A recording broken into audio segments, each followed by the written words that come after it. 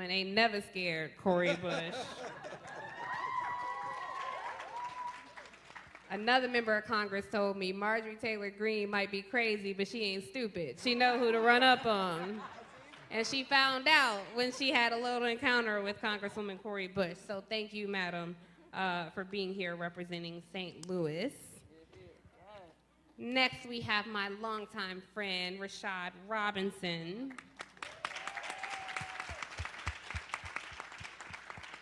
So Rashard has been in this movement before it was cool to be in this movement. I tell people sometimes, I've been black before it was popular. So Rashad's one of those people. He's been in this fight for a long time. He's the president of Color of Change, which is a leading racial justice organization with more than 7 million members. So when we say there's strength in numbers, Rashard Robinson is proof of that. And then we have Dreesen Heath.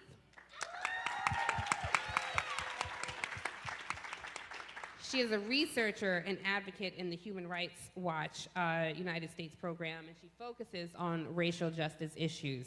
So we don't have a lot of time. We want to be on time. I'm a Southern Baptist, so you know when the preacher says, I ain't going to take up too much time, and 2 hours in, he ain't even got to the announcements yet. We're not going to do that today. So I want to kick off and turn to you, Damario, because you are at the center of this fight for reparations. And one thing that we talked about, I'm sorry, I should introduce myself. I'm assuming everyone knows who I am. Hi, everybody. My name is Tiffany Cross. I host the Cross Connection on MSNBC on Saturday mornings. And thank you all for tuning in. For those who do every Saturday, the audience, I look out and you all are exactly the people who I want to make proud every weekend. So I thank you all for your support and tuning in. You do make us proud. Thank you, thank you. I appreciate that. So Damario, I want to start with you because you're at the center of this fight for reparations.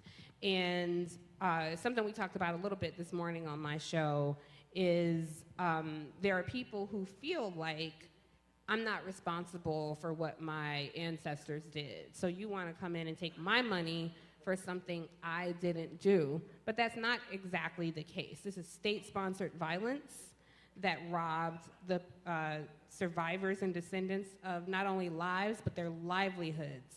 So if you can, tell us what's at the core, what's at the crux of this lawsuit that you brought against the city of Tulsa. Yeah, thank you, Tiffany, and thank everyone out there. The crux of it is a harm was done, damage was done to a people 100 years ago. We know who was harmed, we know what was stolen, it's very well documented, and we know who did it. We know the city of Tulsa authorized it, they armed them, and they gave them instruction to invade Greenwood. We know the county participated. We know the county sheriff participated. We know the Chamber of Commerce. Not only did they participate in the massacre, but after the massacre, when they put us in internment camps and forced us to work as enslaved people, cleaning up our own communities. So when they say they're not responsible, is the chamber still around? Yes. Is the city of Tulsa still around? Is the Tulsa County still around? All right. Is the state of Oklahoma still around? Okay, so the same entities who perpetrated the massacre and its 100 years of continuing harm through policy violence are still around. They're still responsible, and we tend, with the help of everyone here and everyone listening, to hold them accountable. I want to stick with you, Damario, because from a national perspective, there's some confusion going on about the commission versus the Legacy Fest. So as I understand it, the commission has raised over $30 million to create this Walt Disney type tourist attraction. I'm just curious how much of that $30 million is going to benefit the direct descendants and survivors of the massacre who were actually impacted by state-sponsored violence.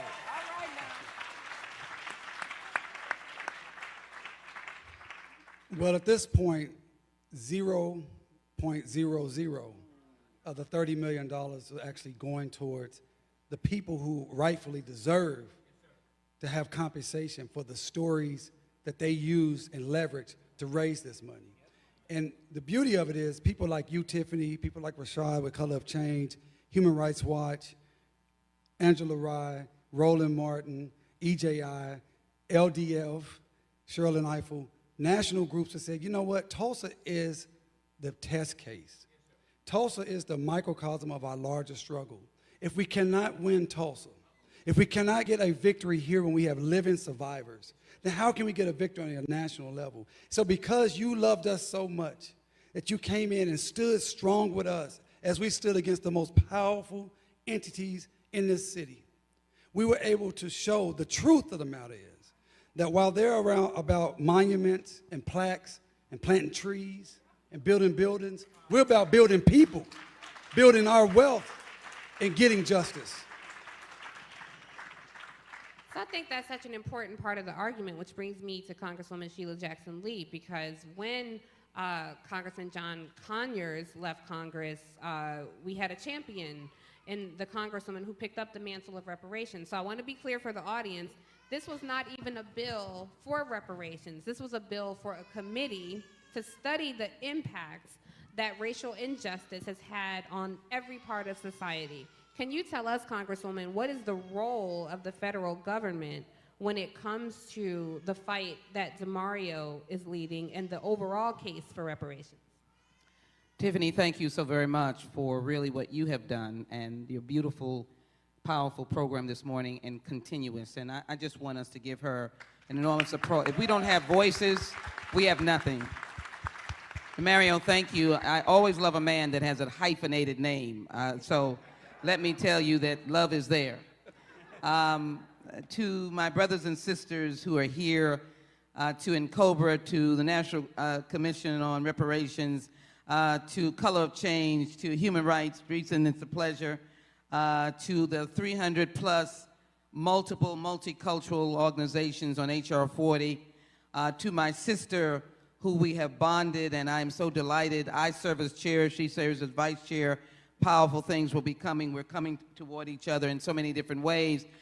Tiffany, I will never say that you are unright, but we have moved beyond the original legislation written by John Conyers. May he rest in peace and rest in power. Amen. It is important to take note of the fact that the HR 40 was written 1 year after a Republican president issued reparations for our brothers and sisters who are Japanese Americans, who in fact were interned in the 1940s, property taken unjustly, unjustly, without justice.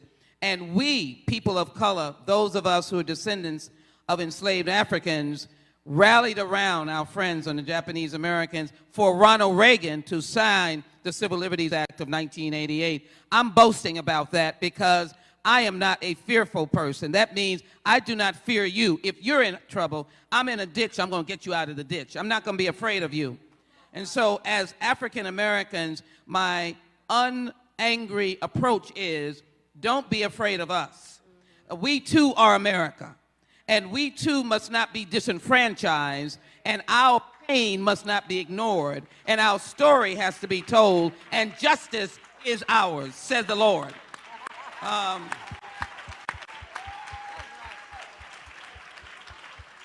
So lucky coming to Congress and being under the shoulders and umbrella of John Conyers on the Judiciary Committee, and when he retired, when he passed away, subsequently after, but when he retired, as one who had been a soldier, and young folk out there, there's no problem of being a soldier on the battlefield before you're a general, but being a soldier under John, he was kind enough to be able to give it. We then revised it.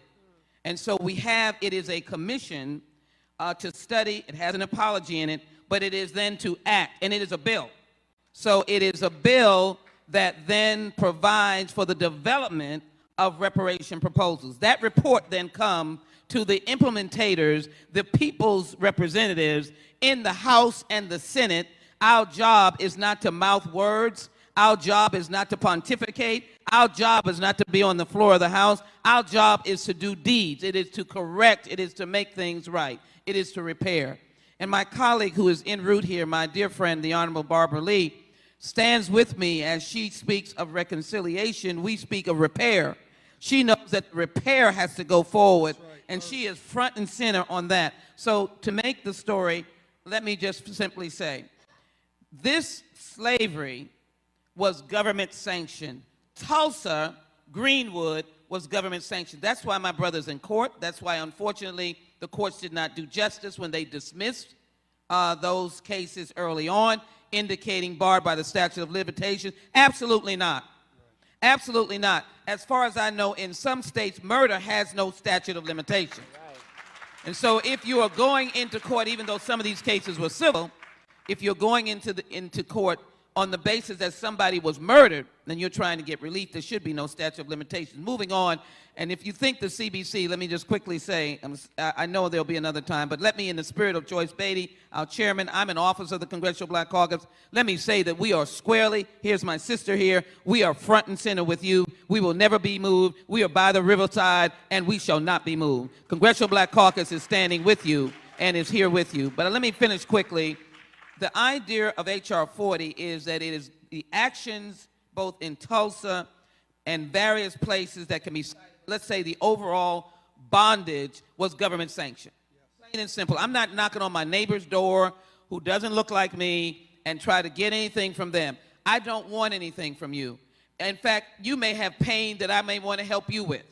But right now, the pain that we have, or the injustice or the taking of wealth, was government promoted. So please, America and Americans and human rights activists and believers, it is government sanctioned. So we wrote this in the federal government because the federal government has to be the umbrella on a rainy day. The federal government is the one that sends soldiers in the battlefield to defend us. I didn't ask my neighbor to go get a pick and go over to World War II. I said soldiers will go.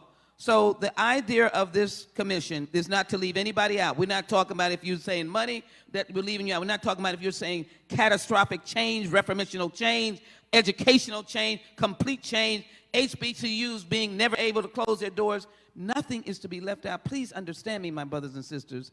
It is that we will have the commission. We've got to hear you. We've got to come to Oklahoma for a hearing, just like they came here. We've got to go to Mississippi for a hearing. We've got to go to Harlem for a hearing. And the idea is that you will then come and give the report to the government because you've been injured by the government. The black codes, the failed Reconstruction, Jim Crow, lynching, and the civil rights movement, and the 4 little girls in Birmingham, Alabama. And what, Tiffany, will happen is that the government, our federal government, will then respond. My words as I close on this question is, I too am an American. I wear the uniform of the police officer. Hear me out.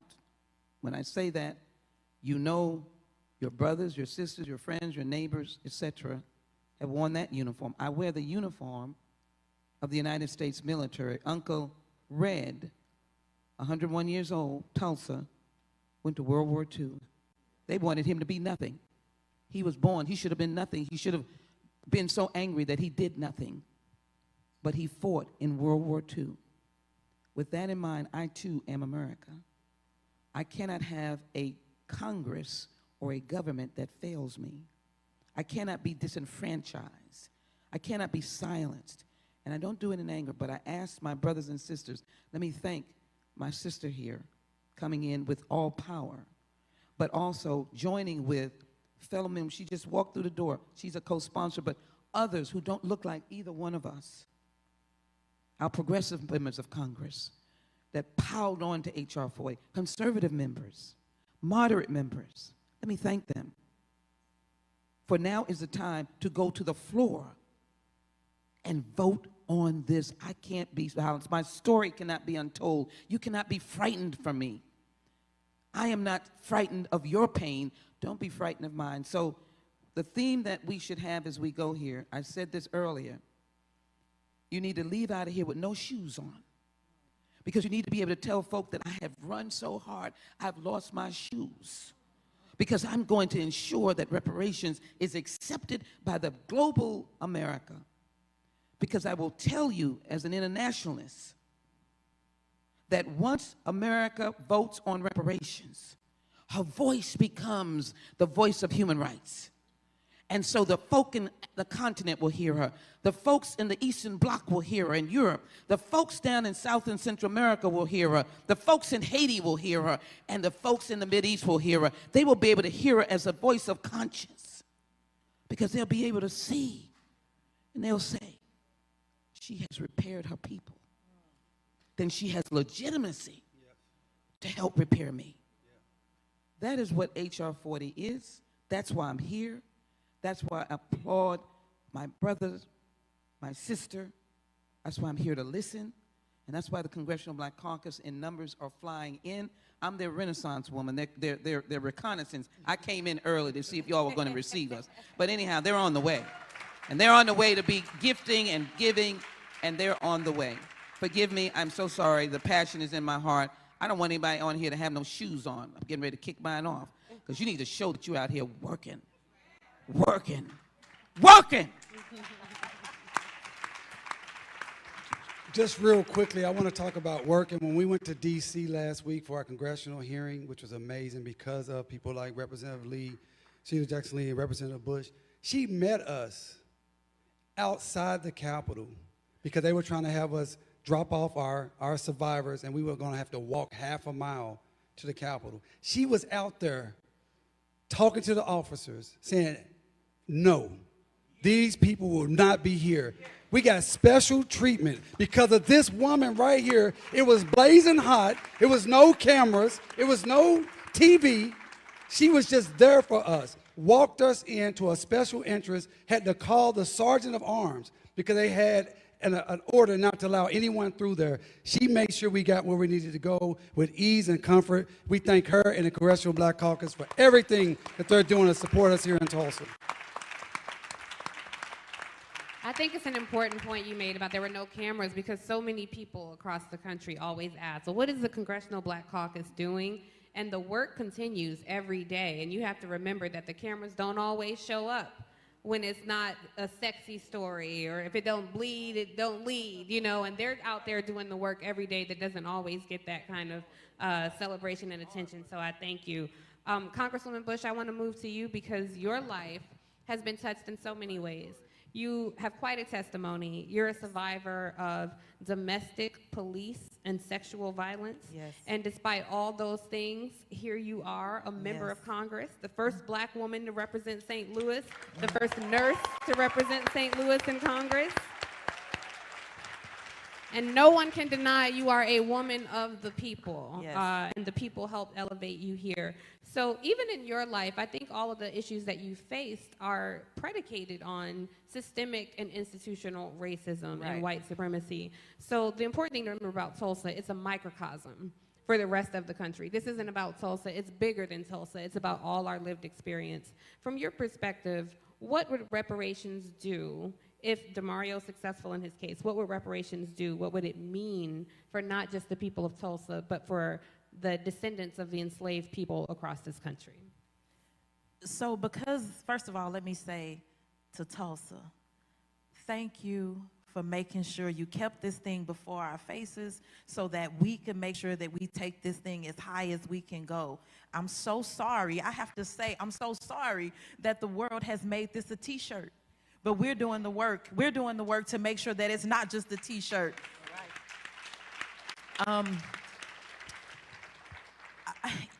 You know, just coming from a place where I didn't understand or know that the things that I was going through was not just my fault. You know, just living the way that I was living, just always feeling like I couldn't get anywhere. You know, am I a bad person? Did I do this to myself? Is it, you know, what is wrong with me that I can't get out of debt? What is wrong with me that I work a low-wage job even though I'm taking care of somebody, of kids all day long, and I'm teaching them how to read and teaching them Spanish, and I'm doing all of this, and I can't seem to, I don't even have health care, and it's messing up my credit. I can't seem to, it was just so many things, payday loan cycle and just so much, and I just couldn't understand, am I not worth more? How do people get there where they have a life where they don't have to worry every single day if something is going to be shut off? Like, what does that look like? I have gone for my whole life, after I left my parents' home, that has been an everyday thing for me. My whole life, up until very recently, was Am I sure that something won't be cut off? Am I sure that I have the money for my rent? Am I sure that I have the money for my car note? Car insurance, how do I pay that? I got to pay this other stuff. Let's just be real. That was my life. But not understanding that policy affected my life in such a negative way because policy overlooked me. Because the systemic racism, when we don't call it what it is, when we don't talk about how institutionalized racism is, when we don't talk about how it's in every single thread, when we don't talk about how white supremacy is in every single aspect of our country, every single aspect of life, when we don't call it what it is, then we end up there thinking that it's me. When I think about my home, and I think about St. Louis, we're always number one, number two for murder, for homicides, number one for police murder for year after year, number one for the murder of children by guns, all of these things. Is it St. Louis? Is it Tulsa? Is it Detroit? No. Nah. Is it black folks? No. Nah. You know what it is? We started out at this disadvantage. We started out with this inequity. We started out, they're telling us we need equality. Well, we can't get to equality if you don't go through the door of equity. And then don't talk to me about equity if you're not giving me justice. And the root of all of that has got to be love. But America don't love black folks. And we got to remember that. And so that's okay, because we'll love one another. And the best way that we can love one another is to call it out and say, you know what, you won't get it for me, but we will. So we go to the local level and go and do that work in elected offices. We go to the state house and we do that work. We go to Congress and go to the federal office to do that work. So for me, what it looks like is, first of all, life. I always say, if Michael Brown, that's how I have to give honor to Michael Brown and to his family, because that's how I got into this work. He would have been 25 a few days ago. When I think about, people say, well, what is justice? What does justice look like? Justice is Michael Brown being alive today. Justice is George Floyd being alive, and Tatiana Jefferson and so many others. That's justice. We don't have that right now, and so that's what we have to fight for. How do we get that? We're working for making sure everybody has a livable wage. I don't care what your job is. If you flipping burgers, baby, I want to make sure that you are flipping these burgers right, and I want to make sure that your mind is well and that your home is well, because if you're giving me food, I need you to be taken care of.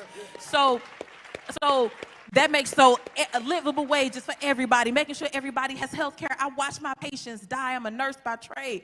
I watch my patients die because they didn't have access to health care, or they had access but no care. And so they were rationing insulin. Me and my cousin, we sharing insulin. That's how my patients died. And you know what? Because I know that I got to do something about it. And so making sure everybody has health care, making sure each and every person has clean air, clean water, that's how we do it. Making sure we're investing economically in our communities. No, I'm not looking to anybody else to do it. I'm kicking the door in myself, and I'm asking whoever want to come along with me, come along with me. And we're doing this thing fearlessly. We're not asking, we're not begging, we're walking in, taking it. And to me, that's justice. When we save lives, I went to Congress to save lives. I can't even help people until I save your life first. So I went to Congress to save your life, and then later I can help you.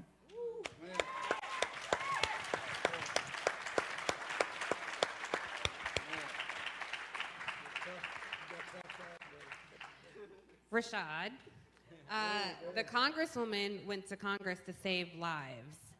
How are you saving lives, Rashard? Well, that's a tough act to follow. But first of all, I am so honored to be here in Tulsa. The work that you all have done to make this conversation a national one is truly inspiring. And I want to say that right after the last summer, when many people thought the best we could do in terms of activism in this country was clap outside of our windows or uplift investigative journalism, it was racial justice that got people to the streets, motivated people to action, led to the uptick in voter registration. Racial justice became a majoritarian issue. So the work ahead is actually making sure it becomes a governing majority and not accepting anything less. And the thing that we talk a lot about at Color of Change is not mistaking presence for power. Presence is visibility, awareness, retweets, shout-outs from the stage. It's the thing that people want to give us so that we go away. But power is the ability to change the rules. When we mistake presence for power, we can sometimes think we've done something that we haven't actually done. We'll mistake a black president for thinking we're post-racial. We will sometimes think that America loving and celebrating black celebrities means that America loves black people as much as America loves black culture. And America can love, celebrate, and monetize black culture and hate black people at the same time. And those two things don't actually have to be in conflict. And so as I think about the road ahead and the work that we have to do at Color of Change to mobilize our 7.2 million members, black folks and allies of every race, I think about both the founding of Color of Change, which was in the aftermath of a flood, which was Hurricane Katrina, which was caused by bad decision makers and turned into a life-altering disaster by bad decision makers. And Katrina illustrated a lot of things that we continue to see, whether it's through COVID-19 or whether it's through so many other moments, because it illustrates things that are already written in research reports, already in documentaries, geographic segregation, generational poverty, the impacts of what we've done to our planet, all the ways in which systems are not broken but operating exactly the way they are designed. And the thing about those moments is that despite all those things, the thing that really animates them is no one was nervous about disappointing black people. Government, corporations, and media. So our work ahead is really about building the power to force institutions to be nervous about disappointing us, to do the work to hold the enablers accountable, to not simply go after the right wing, but to go after the corporations that play with the right wing and tell us that they're on our side and come for our money by day, but take away our vote by night. And then the final thing I just want to say about all of this is that we have to all start telling a different story, not just about what happened in Tulsa, but what happens in general when it comes to structural racism. Because far too often we tell stories about what's happened in our society, stories of inequality like they're almost car accidents, like they kind of just happen, right? So we tell these stories and it makes people feel so sorry. So when we tell stories about inequality that are unfortunate rather than unjust, we get charitable solutions to structural problems. And so what I mean by that is we will get people sending water bottles to Flint and then wiping their hands and going away instead of corporations paying their fair share of taxes so the pipes are actually clean. We will get people saying, let's do a service day at inner city schools instead of actually changing public education. We will get people saying, let's do reentry programs instead of ending mass incarceration when America has 4% of the world's population and 25% of the world's incarcerated population. So it's not that black people are less likely to get a loan from the bank, it's that banks are less likely to give loans to black people. It's not black people are less likely to get hired by big business. It's that big businesses exclude black people from their employee ranks. Because what we don't need is more financial literacy programs from banks that have targeted, excluded, and redlined us from the very beginning. We actually need structural change. We don't need mentorship programs from corporations. We actually need them to end the racism inside of their ranks. That is how we translate presence into power, and we can only do it by coming together. So, you know, Tulsa, you have done so much work to put this on the national stage, and so I'm going to ask one more thing from you, not just from you, but as you think about the folks out in the world, we need to continue to build more power in more numbers, because whether it is the work that's happening in Congress or whether it's the work that we are trying to do in local governments around the country to bring about more equity, we will always lose in the back rooms of politics unless we have the people lined up at the front door. So I'm going to ask you to take out your phone, because that's what we do at Color of Change. We translate energy into action. I'm going to ask you to take out your phones. I'm going to ask you to type Tulsa to 55156. Tulsa to 55156. That will sign you up to the work. It's going to ask you for your zip code, but I'm going to ask you to engage the people in your networks, because what we're going to be doing over the next year is working to support HR 40, working to fight for infrastructure, working to fight at the local level to force prosecutors to be accountable to our communities, and working right here with you all in supporting Damario and the survivors on the road ahead. So that is how Rashard Robinson is saving lives through the work of Color of Change. And when you were talking about, the charity and infrastructure, and we don't need mentorship programs, and I sure wish somebody from the commission was in here to hear that, because I think that's a message, a word you gave us today. So, Dreesen, one thing that I find that's been really frustrating for me is the talk of reparations. When I've engaged people who have not been impacted by systemic racism the same way we have, and they say, their retort is, well, the talk of reparations makes people uncomfortable. And I could give a damn how uncomfortable people are and get comfortable being uncomfortable, because this is the conversation that we're having. And this isn't really a revolution, it's an evolution. This is a dinosaur that doesn't want to be extinct. How do we move this conversation into policy in a way that bypasses anybody else's feelings of discomfort? Thank you for that question, and thank you all for being here. Tulsa has a special place in my heart, being born here, but having a homecoming, by responding to the compounded pain that you are experiencing, thriving through it all, but still experiencing it day by day. So I'm honored to be in community with you all today, and honored to be with this esteemed panel.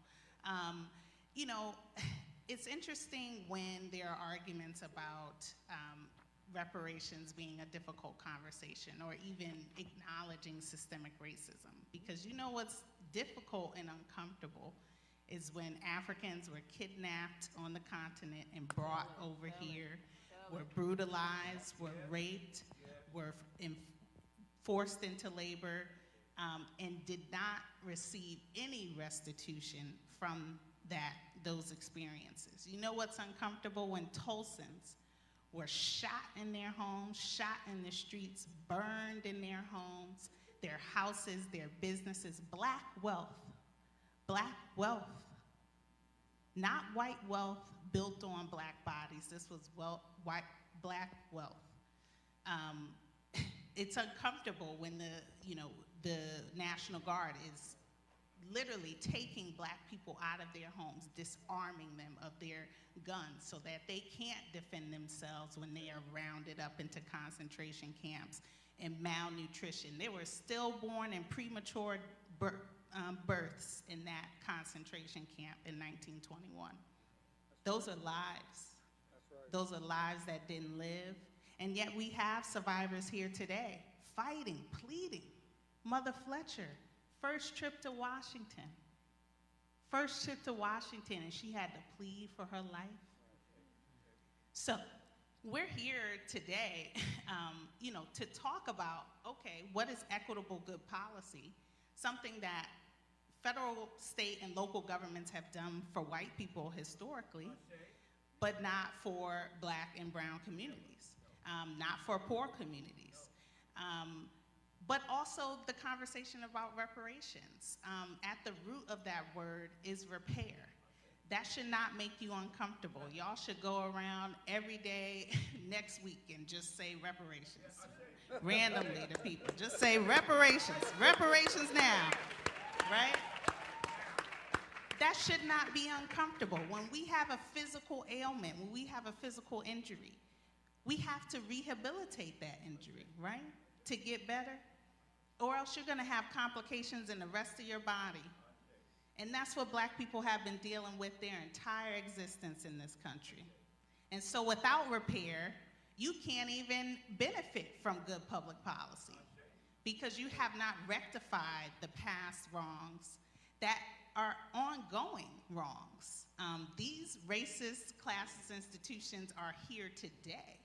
They didn't go anywhere. So it's important that we, develop equitable policy, develop investments in infrastructure, but that has to come alongside reparations. I don't care about the feasibility. The government should have not committed the crimes and the harms that they did.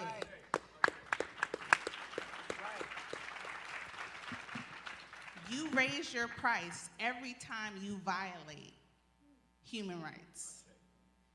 And that's not on the part of the victims and the people. That's on the part of the perpetrators and people that are culpable. So they should have to live with that and account for that without any questions. We're here in Tulsa. The fight for reparations is live. It's live, and we need more people to be engaged. In international human rights law, kind of wonky, but there are many forms that are reparative, many forms that are necessary, specifically in the case of Tulsa, where you can't just have the government throw a history center and say, here's your reparations. Reparations is a victim-centered process. You can't handpick Black people out of the community also that you want to represent to say this is our reparations. What it is an extensive consultative process that centers the people that have been harmed from start to finish. It is no in-between. They should be a part of the decision-making, not we make the decisions behind closed doors and then we're gonna consult with you later. Only communities who have been harmed can determine their recipe for repair. And we should empower each other to keep that fight up and to develop multiple remedies. In Tulsa, yes, there needs to be financial compensation. There's hundreds of millions of dollars that need to be paid back, not just for loss of property and economic accessible damage, but also for moral losses, loss of opportunity. These things have been quantified in other countries. One example is Australia. Indigenous communities just won a high court decision for getting compensation for their loss to spiritual connection to land while they were colonized. They lost that. That can be quantified. That harm should be paid. But in addition to that, trauma-informed care.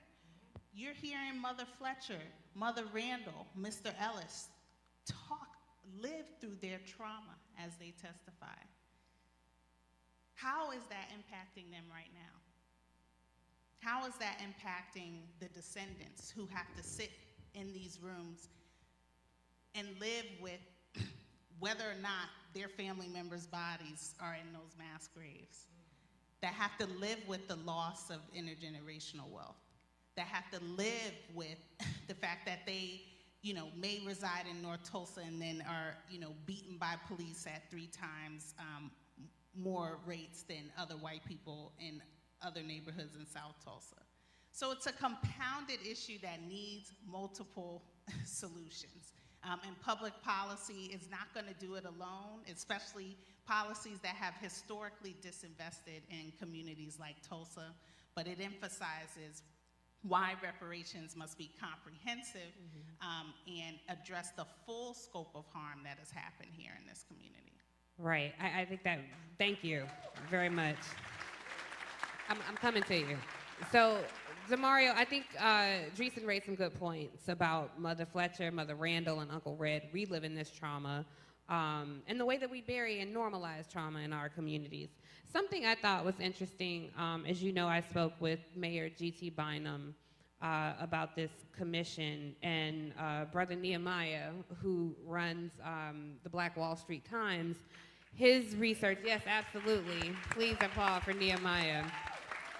He has a very fascinating report which unearthed some things about Mayor Bynum. His family, according to the census records of 1861, enslaved 987 Black people here in the country. And we asked the mayor about it. He says that, he doesn't know anything about it, was his official response.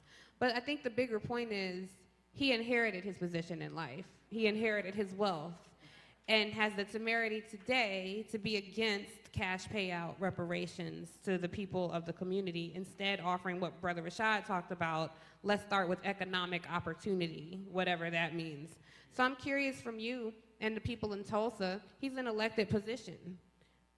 If the people in power are the enslavers, the descendants of murderers, the descendants of thieves, then how do we wrest away that power and put it back in the rightful hands of the people who once built this community and uplifted this community? We build that power by what we're doing right here today.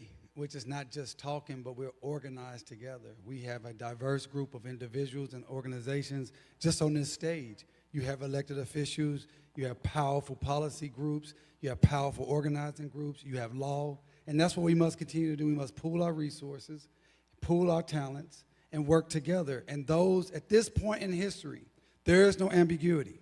There is no neutrality. Either you're with us for truth, justice, and reparations, or you are against us, regardless of where you live or how you look. You got to pick a side. It's 2021. We have no time for ambiguity. A car parked in neutral goes nowhere. We're trying to go towards justice, as the sister said. Before we can get to equity and equality, we must have justice, and that requires truth. The truth of the matter is people like Mayor Bynum, who says he's against reparations, what he's against is paying black people what we're owed. That is what he's against. Because let me tell you something that happened during COVID. During COVID, all businesses shut down just like all other places around the country. The city of Tulsa, with the mayor's positive and excitement pushing it, created a fund to provide resources, direct cash payments to companies and nonprofits impacted by COVID. Now, did I have anything to do with COVID?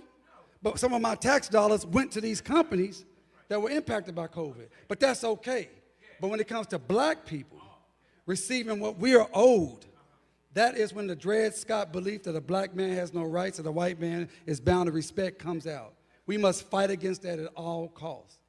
And let me say one thing that Dreesen said about this trauma. It's real. When I talked to Mother Fletcher about the Watchmen, and I showed her a clip during her deposition, she couldn't watch it. And I think when we have these movies like Watchmen and Lovecraft and other movies, which is good for awareness, these were people's mothers, grandmothers. When you see T-shirts that just have the name Smitherman or Stratford, these are real people. That's real trauma. And you take in their narratives, and there has to be an acknowledgement of that. That's why in our lawsuit, one of the things we call for is resources for emotional and mental trauma. And people need to be respectful before you do this documentary, this movie, whatever. You're talking about real flesh and blood. On The Watchmen, which I think is a fantastic show, they talk about the Dreamland Theater all the way through it. The Williams family is still alive. And they didn't receive zero from the Watchmen. So the exploitation must stop across all platforms.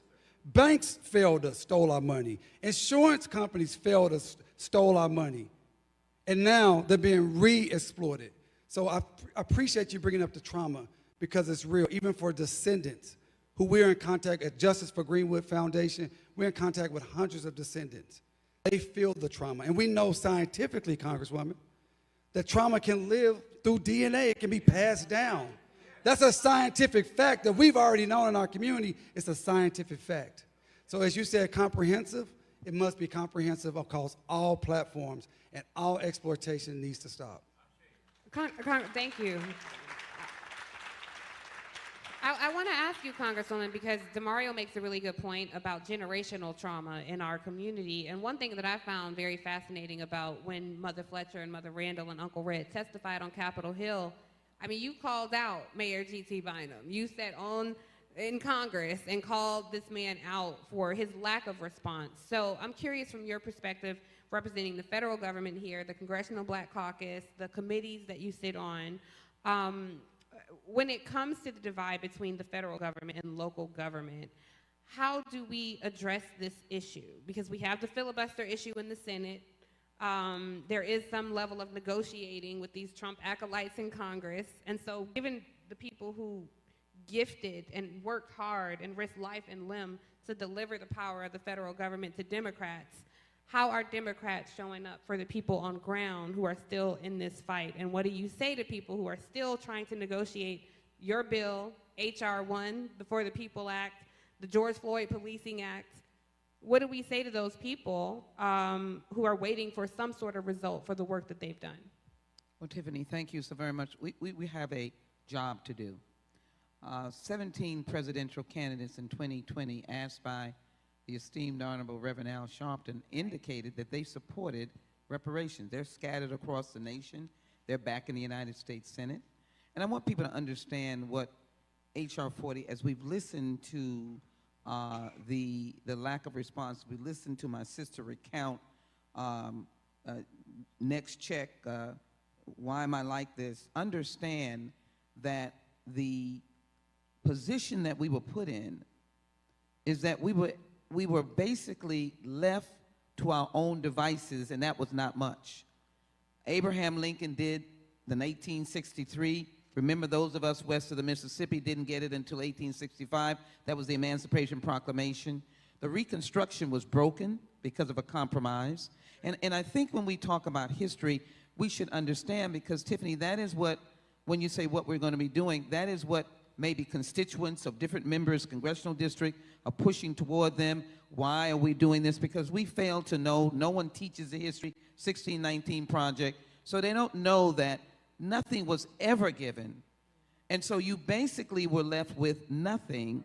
But we became, in quotes, good citizens and made silk out of pig's ear.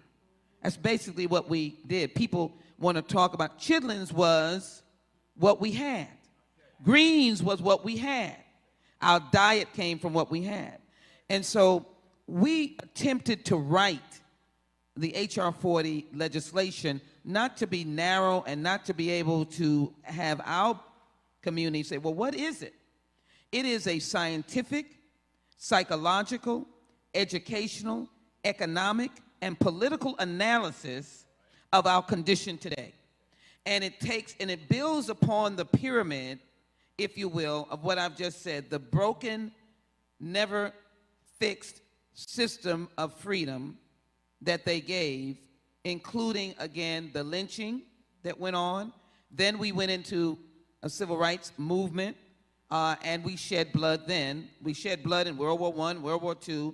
We shed blood. We did it as good citizens, and yet we were broken. And PTSD is real. It is in the DNA. That's why you would ask the question, and then let me say to those negative folk, well, you got black on black crime. Don't say that to me. Okay? Look to these cruel actions that really can travel and be transmitted in the soil. We are on, I said it at the, I don't know what that was, City Club or wherever we were, forgive me, beautiful place, but we are right now in Greenwood.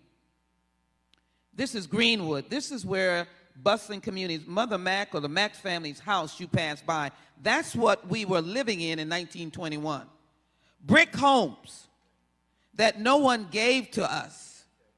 I took a moment to kneel on the grass and ask my faith, my Christianity, my prayers to be able to get me ready for dealing with this. I wanted to touch the grass. I am told we are on Greenwood. I can't see anything. I can't see Mother Fletcher's home, Mother Randall's home. I can't see it. But my colleagues have to understand, as Dreesen has said, that there can be no distaste for reparations because the wealth quotient now is so high, and I didn't create that. I did not squander my money that you gave me. I did not ruin my life. I didn't get anything. And so the government, I believe, and what the next steps are, and allow me just to call off Joyce Beatty, our chair, and Stephen Horsford, and Hank Johnson, Congressman Wilson. We are the executive committee, myself, Nagoose, and Brenda Lawrence, representing the Congressional Black Caucus and all their individual work. Our commitment, if you want to know for next steps, is that we are embracing H.R. 40 and that we hope and pray that we move it to the floor, that it is the action item of going into everything that we have talked about. We will look in the criminal justice system, why we are still fodder, why Michael Brown. And before I knew her, I was in Ferguson. I have this thing about kneeling. I knelt on the floor. I just have to get strength from it. And I saw the street, how narrow it was, and how Michael could have just been any other boy, just go on home, or just let me just drive away. Why did he lose his life? Why was he shot down? Is his life so devalued that you thought it didn't matter? That you could just shoot? Remember now, that comes down through the ages. Somebody is taught that our value is not worth anything. So H.R. 40 is to turn that around and to say, no, America recognizes that there is value. We didn't get the value. Mother Fletcher didn't get it. Your clients didn't get it. Tulsa didn't get it. Greenwood didn't get it. And it has to be valued. So that's the next step. When we did the commemoration, I don't want anybody to say, well, that didn't feed anybody. You never had anything in the congressional record to talk about this story. And the Congressional Black Caucus was determined, thank you to Senator Warren who has a bill, but we were determined in the Senate, let me thank her, to get it at least in the United States House congressional record. The story, the violence, we made it a priority. And we found a way where you don't move those bills that fast. That I came here where that bill was passed in the House of Representatives, HRES 398, that tells Tulsa Greenwood's story, because we made it a priority. We now go to the next step. We're going to go to the next step of the bills that we all have, that are the bills dealing with the criminal justice. Hank Johnson has a claim bill as he is proceeding to go to court. But you have to be with us. So when we say next steps, watch us. It is to get reparations. Never in the history of the United States Congress did a bill on reparations ever pass the Judiciary Committee or any committee. On April 14, 2021, that bill came out of the Judiciary Committee with flying colors. And what that means is it is ready to go to the floor. That's right. It has been vetted by a House committee. Without any bragging, that's why she got on it, most powerful committee in the United States Congress. It deals with your life. And so it got out of that committee. Thank you to our chairman, Nadler, and Steve Cohen, and others. So now, folks, next steps. Oh, I'm not saying that this is a panacea, that the light will shine and the bricks and mortar of where people live right now, that every question will be answered. But we will be in a position to demand response. And what that means is the report will come to Congress, and we as members will then have the authority. You got to do this, you got to do that, you got to do this. As it is now, even with the American Jobs Plan, we are all in that. I support the American Jobs Plan. I don't want to go small, I want to go big. American Jobs Plan right now, let's go big. And let's we're not selfish. American Jobs Plan doesn't have black people's name on it. So we go big, we're going to be all in the corners of Tulsa, all in the corners of Houston, corners of St. Louis, and every other corner. American Job Plan, let's go big. American Family Plan, let's go big. These are the bills that the Biden administration has offered. We're prepared to go big on H.R. 40, let's go big, and analyze and present to the American people that the worth of black people and the burden of slavery and the wealth we created, we made cotton king. No taxation then. We made cotton king on our backs. We made the transatlantic slave trade rich. We made the South, the landed South, rich. We made the Wall Street banks in New York. We made the commodities, the future in the Midwest. That was us. Do you understand that? Have some dignity, black folk. Stand up and say, that was me. That was me. That was me. That was me. I can't hear you. That was me. That was me. And I'm not selfish. That was me. And so my commitment is, with the legislative abilities that we have collectively, not negate my colleagues. I thank them. I want it to be public, that my voice may be shrill, but it is not angry. I want to go with them to get it to the floor. I want to thank my leadership. And I want them to understand that somebody said, it's repair. Yes. It's repair. So can we go to the floor saying it's repair so that no one will be angry and be saying you've taken something from me?